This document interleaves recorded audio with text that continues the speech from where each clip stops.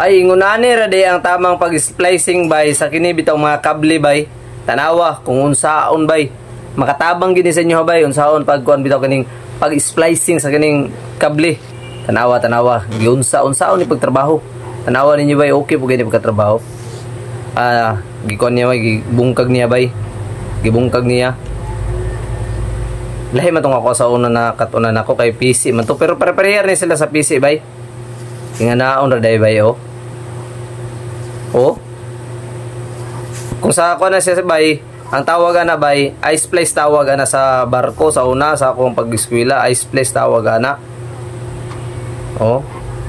Ice place nga back place na siya, tawag na. Okay po gayo.